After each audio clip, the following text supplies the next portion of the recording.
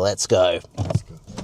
Oh, she's quick. Even though it's not Omoda 9 quick, it's still fast. So 0 to 100 in seconds. But it takes about 30 seconds from pressing the button to actually being able to get into the third row, which is a long time. Yes, yet another Chery is launching in Australia. This is the Tiggo 9. We actually saw the unveiling of it like almost a year, maybe even close to 2 years ago in Wuhu, where we are now in China, but it's finally coming to Australia. It's arriving in 1 or 2 months, and I've got to say, it's good, but it's a little bit of a mixed bag. This is a plug-in hybrid from Chery, a 7-seat family SUV with 3 electric motors and a petrol engine, but it is not cheap, I don't think. 65,000 Australian dollars drive away is what the introductory price of this is going to be, which is not that cheap for a Chinese vehicle, but it is jam-packed with features. So today we'll tell you everything you need to know about the new Chery Tiggo 9 and what I really think about it before it arrives in Australia literally within the next month. Let's get into it. All right, let's talk about the way that this thing looks, because I think it looks okay. I actually think it's one of the more boring Tiggos that have come out of China. It's fine, but nothing really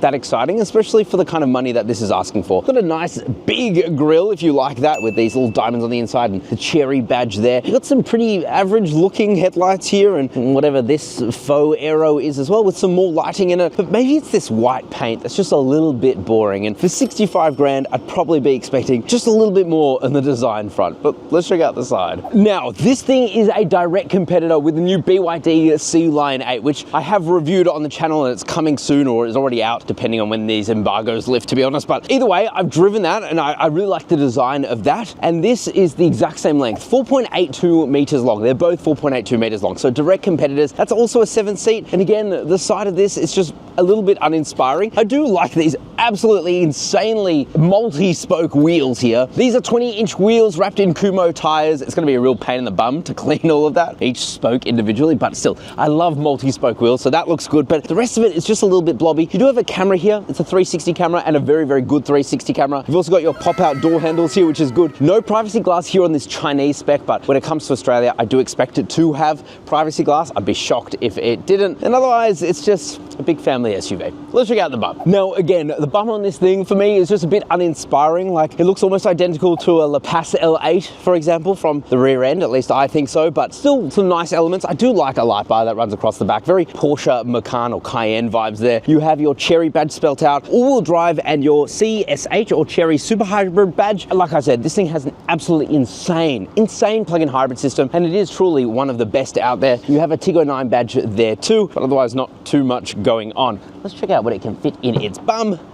Powered tailgate. Would expect it here, but it's great to see it. It does actually show quite a lot of boot space here, especially considering it is just 4.82 meters long and you do have a third row. So yeah, you do actually get a decent amount of space back here. 0 underfloor storage, but I'd kind of expect that. You can drop the third row and then you get quite a lot of boot space, as you would expect. And if you want to drop the second row, well, it's fully electronic, and as you'll see, that does cause some problems, but you can press some buttons back here as well, and they will slowly but surely fold forward. So yeah, it's quite practical for a 7-seat family SUV, but what's the inside like? Let's talk about that. Okay, so interior, what's it like? Well, it definitely feels solid. You have soft touch materials absolutely everywhere, as you would expect. This is quite a quiet interior too, because all of the glass has been acoustically treated. So yes, it is a quiet place to be. Kind of like this wood here on the dash. I'm not sure if it's even faux or real. Oh, it must be faux, but it looks pretty real. I don't know, it's a little bit uninspiring. So the seats themselves are actually really comfy. They're a faux leather. They do have under thigh support as well. They're heated, they're cooled. They have massage function too. So yeah, they're very comfy actually. I just don't really like it in this brown, and I'm kind of hoping it comes in a black, because this just looks a little bit There are even speakers in the headrest, and I think that's what you'll find with this car, is that it's just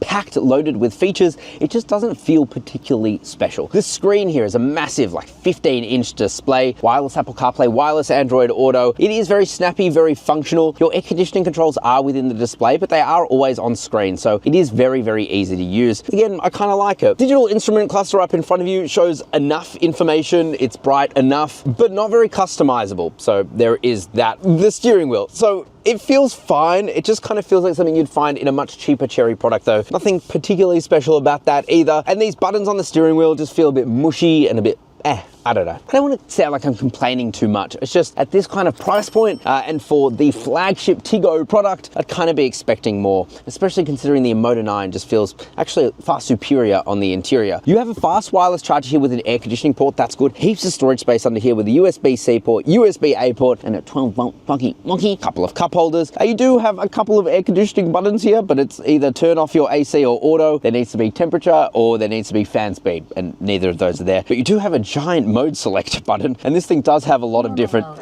drive modes, as you can hear. You have a nice soft center armrest that opens up and reveals, an air conditioning port and heaps of space in there too. And it does feel relatively spacious in here for a 4.82 meter long vehicle. You know, it's pretty good. I just don't know if it's $65,000 drive away good for a Chinese car brand, to be clear. Let's check out the back seats. Alrighty guys.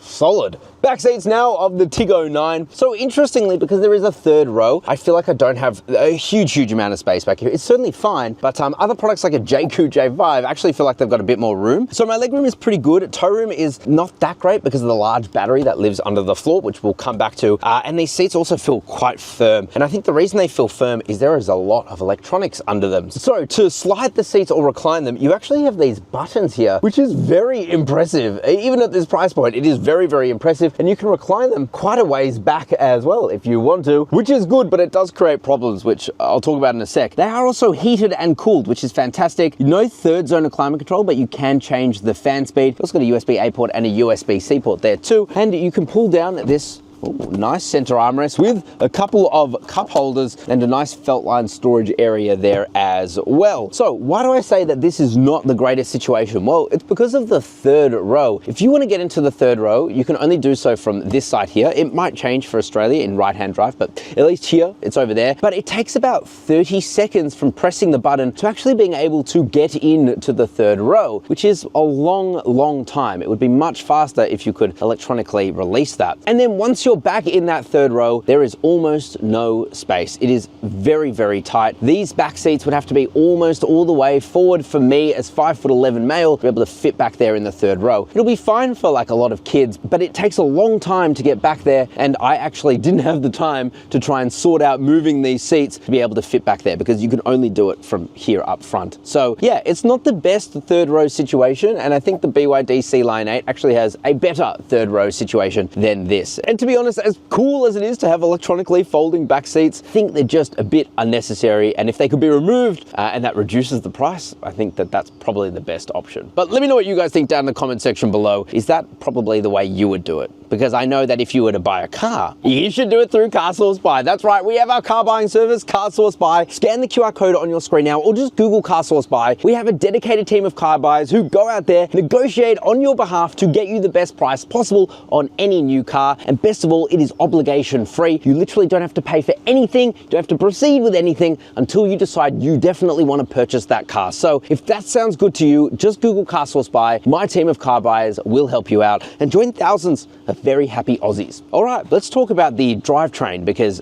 it's mind-blowing. Okay, let's talk about the powertrain because it is absolutely insane, but there is one big caveat. So this thing has no less than 3 electric motors, 1 on the rear axle, 2 at the front, and a 1.5 litre petrol engine. It is a turbo petrol engine, and the combined system output is 315 kilowatt of power, 580 newton meters of torque, an absolutely absurd amount of power and torque out of a family SUV. However, the issue is that the Omoda 9 exists. That is essentially a similar underpinning to this, but with 5 seats instead of 7, probably more luxurious on the interior, and it puts out 395 kilowatt of power. So quite a lot more, about 30% more power, and also way more torque as well. I've got to look it up actually. What is it? Ooh, 700 newton meters. So again, far more than what you'll find in this, but it actually comes with the same 34 kilowatt hour battery with an identical WLTP of about 150 kilometers with the Omoda 9. So yeah,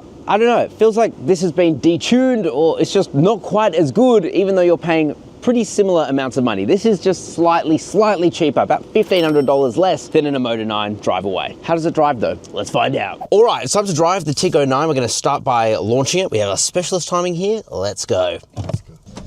Oh, she's quick. Even though it's not Omoda 9 quick, it's still fast. We're gonna hit 105 40, we're gonna let go and slow down a bit. So 0 to 100 in 6.03 seconds. Actually substantially slower than that of the Omoda 9. So that's interesting. Alrighty, so again, we're gonna plant it.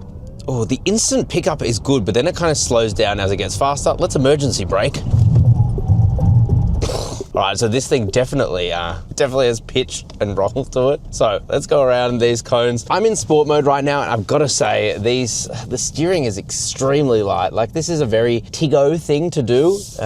Turning circle isn't great either, but it's a very Tiggo thing to do, which is have very electronically assisted steering, which is fine to an extent, but in sport mode, I would expect it to be much, much heavier than this. Anyway, let's go around this. So we're gonna go do a slalom now, which is where we turn really quickly, and that will really test out the suspension. So let's try that. Yeah, body roll galore versus the La Paz L8, which is a review I've also done here. This thing is much more body rolly, but I guess fine, but nothing spectacular. It's certainly not one of the best handling vehicles out of the Chery range, but it certainly is a nice place to be. I like it. Now, we are on a track here in China, so the absolute extent of our driving is going to be going down what is essentially a European cobblestone lane at 40 or so kilometers an hour, which gives us the smallest understanding of how this thing drives, but it is relatively good. Just turning the wheel there, the steering was very, very light, and as you can probably hear, there is just a little bit of tire noise coming through. There's a lot coming through there, but this is a terrible road. And suspension itself feels